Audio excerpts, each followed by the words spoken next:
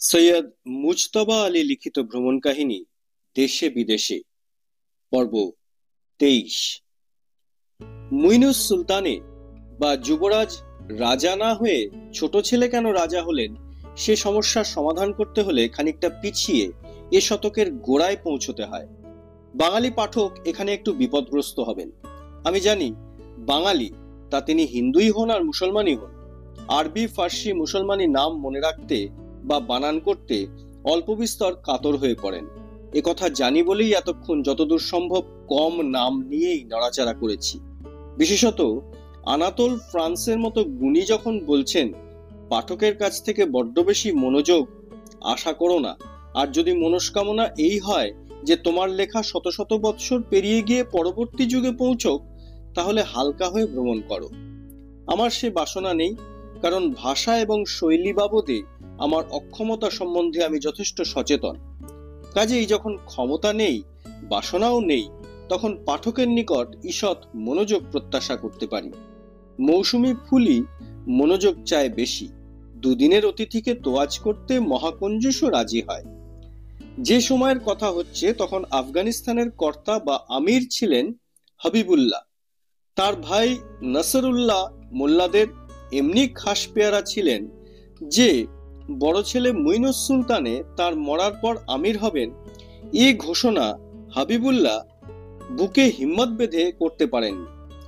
বরঞ্চ দুই ভাইয়ে এই নিষ্পত্তি হয়েছিল যে হাবিবুল্লাহ মরার পর নাসরুল্লাহ আমির হবেন, আর তিনি মরে গেলে আমির হবেন মুইনুস সুলতানে।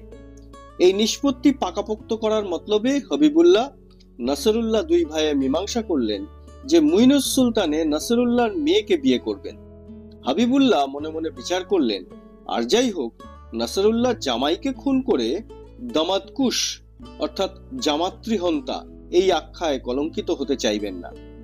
ঐতিহাসিকদের স্মরণ থাকতে পারে যোধপুরের রাজা অজিত সিং যখন সৈয়দ ভ্রাতৃদ্বয়ের সঙ্গে একজোট হয়ে জামাই দিল্লির বাদশাহ ফারুকশিয়ারকে নিহত করেন, তখন দিল্লির ছেলেবুড়োর দামাদকুশ দামাদকুশ চিৎকারে অতিষ্ঠ হয়ে শেষটায় তিনি দিল্লি ছাড়তে বাধ্য হন।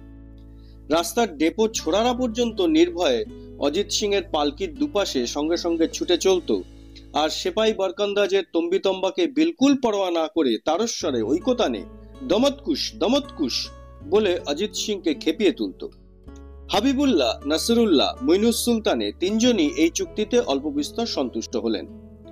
একদম নারাজ হলেন মাতৃহীন মুইনুস সুলতানের বিমাতা। ইনি আমানুল্লাহর মা, হাবিবুল্লাহর দ্বিতীয় মহিষী। আফগানিস্তানের লোক একে রানীমা বা উলিয়া হজরত নামে চিনত। এর দাপটে আমির হাবিবুল্লাহর মতো খান্ডারও কুরবানির বকরি অর্থাৎ বলির পাঁঠার মতো কাঁপতেন। একবার গোসা করে রানীমা যখন নদীর ওপারে গিয়ে তাঁবু খাটান, তখন হাবিবুল্লাহ কোনো কৌশলে তার কিনারা না লাগাতে পেরে শেষটায় এপারে বসে পাগলের মতো সর্বাঙ্গে ধুলো কাদা মেখে তার সঙ্গদিল বা পাষাণ হৃদয় গলাতে সমর্থ হয়েছিলেন।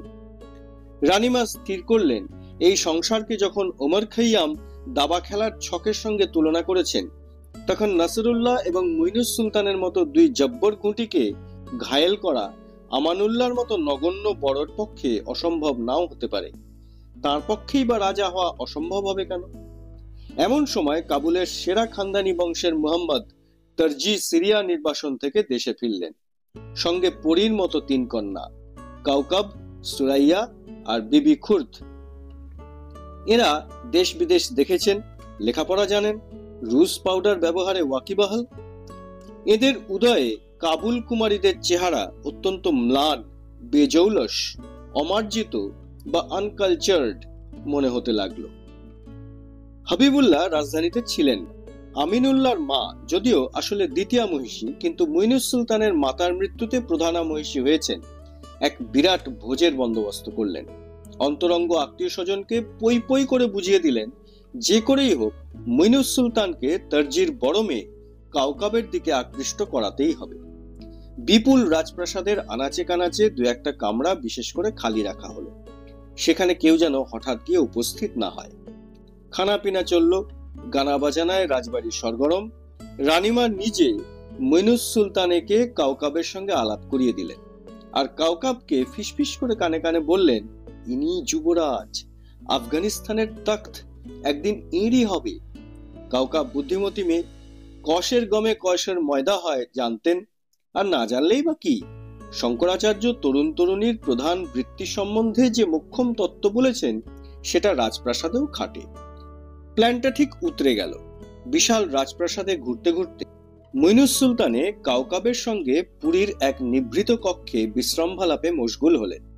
মুইন ভাবলেন, খুশ এখতিয়ারে নিভৃত কক্ষে ঢুকেছেন, ধর্মশাস্ত্রে যাকে বলে ফ্রিডম অফ উইল। রানীমা জানতেন শিকার জালে পড়েছে, ধর্মশাস্ত্রে যাকে বলে প্ল্যান্ড ডেস্টিনি। প্ল্যান মাফিকই রানীমা হঠাৎ যেন বেখেয়ালে সেই কামরায় ঢুকে পড়লেন। তরুণ তরুণী একটু লজ্জা পেয়ে মাথা নিচু করে উঠে দাঁড়ালেন। রানীমা সোহাগ মেখে আমিয়া ছেনে সতীনপোকে বললেন, বাচ্চা, তোমার মা নেই, আমি তোমার মা। তোমার সুখ দুঃখের কথা আমাকে বলবে না তো কাকে বলবে? তোমার বিয়ের ভার তো আমার কাঁধেই। কাউকাবকে যদি তোমার পছন্দ হয়ে থাকে তবে এত লজ্জা পাচ্ছ কেন? দর্জির মেয়ের কাছে দাঁড়াতে পারে এমন মেয়ে তো কাবুলে আর নেই। তোমার দিল কি বলে? দিল আর কি বলবে? মুইন তখন ফাটা বাঁশের মাঝখানে। দিল যা বলে বলুক, মুখে কি বলেছিলেন সে সম্বন্ধে কাবুল চারণরা পঞ্চমুখ। কেউ বলেন নীরবতা দিয়ে সম্মতি দেখিয়েছিলেন, কেউ বলেন মৃদু আপত্তি জানিয়েছিলেন, কারণ জানতেন নাসরুল্লাহর মেয়ের সঙ্গে তার বিয়ে ঠিক হয়ে আছে। কেউ বলেন মিনমিন করে সম্মতি জানিয়েছিলেন, কারণ ঠিক তার এক লহমা আগে ভালো মন্দ না ভেবে কাউকাবকে প্রেম নিবেদন করে বলেছিলেন। হয়তো ভেবেছিলেন প্রেম আর বিয়ে ভিন্ন ভিন্ন শিরোপ্পীরা, এখন এড়াবেন কি করে। কেউ বলেন শুধু হুম হুম হুম হুম করেছিলেন। তার থেকে হাস্ত নিস্ত অর্থাৎ হ্যাঁ না, যে কথা থেকে বাংলা হেস্তনেস্ত বেরিয়েছে, কিছুই বোঝবার উপায় ছিল না। কেউ বলেন তিনি রাম গঙ্গা ভালো করে কিছু প্রকাশ করার আগেই রানীমা কামরা ছেড়ে চলে গিয়েছিলেন, অর্থাৎ কাবুল চারণদের পঞ্চমুখ পঞ্চতন্ত্রের কাহিনী বলে। মোদ্দা কথা এই, সে অবস্থায় আমির হোক, ফকির হোক, ঘুঘু হোক, কবুতর হোক, আর পাঁচজন গুরুজনের সামনে পড়লে যা করে থাকে, যা বলে থাকে, মইনুস সুলতানে তাই করেছিলেন। কিন্তু কি করে বলেছিলেন সে কথা জানার যত না দরকার, তার চেয়ে ঢের বেশি জানা দরকার রানীমা মজলিসে ফিরে গিয়ে সে বলা না বলার কি অর্থ প্রকাশ করলেন। বিশ্ববিদ্যালয়ের টেক্সট বুক কি বলে না বলে সেটা অবান্তর, জীবনে কাজে লাগে বাজারের গাইড বুক। রানীমা পর্দার আড়ালে থাকা সত্ত্বেও যখন তামাম আফগানিস্তান তার কণ্ঠস্বর শুনতে পেত, তখন মজলিসের হর্ষোল্লাস যে তার গলার নিচে চাপা পড়ে গিয়েছিল তাতে আর কি সন্দেহ। রানীমা বললেন, আজ বড় আনন্দের দিন। আমার চোখের জ্যোতি নূরি চশম ইনায়েতুল্লাহ খান মইনুস সুলতানে দর্জিকন্যা কাউবাবকে বিয়ে করবেন বলে মনস্থির করেছেন। খানা মজলিস দুটোর সময় ভাঙবার কথা ছিল, সে বন্দোবস্ত বাতিল। ফজরের নামাজ অর্থাৎ সূর্যোদয় পর্যন্ত আজকের উৎসব চলবে। আজ রাত্রেই আমি কন্যাপক্ষকে প্রস্তাব পাঠাচ্ছি। মজলিসের ঝাড়বাতি দ্বিগুণ আভায় জ্বলে উঠল। চতুর্দিকে আনন্দোচ্ছ্বাস, হর্ষধ্বনি। দাসদাসী ছুটল বিয়ের তত্ত্বের তত্ত্ব তালাশ করতে। সবকিছু সেই দুপুর রাতে রাজবাড়িতেই পাওয়া গেল। আশ্চর্য হওয়ার সাহস কার? দর্জি হাতে স্বর্গ পেলেন, কাউকাব হৃদয়ে স্বর্গ পেয়েছেন। সঙ্গে সঙ্গে রানীমা হাবিবুল্লাহর কাছে সুসংবাদ জানিয়ে দূত পাঠালেন। মা ও রাজমহিষী রূপে তিনি মইনুস সুলতানের হৃদয়ের গতি কোন দিকে জানতে পেরে দর্জিকন্যা কাউবাবের সঙ্গে তার বিয়ে স্থির করেছেন। প্রগতিশীল আফগানিস্তানের ভাবী রাজমহিষী সুশিক্ষিতা হওয়ার নিতান্ত প্রয়োজন। কাবুলে এমন কুমারী নেই যিনি কাউকাবের সামনে দাঁড়াতে পারেন। প্রাথমিক মঙ্গলানুষ্ঠানে খুদা তালার মেহেরবানিতে সুসম্পন্ন হয়েছে।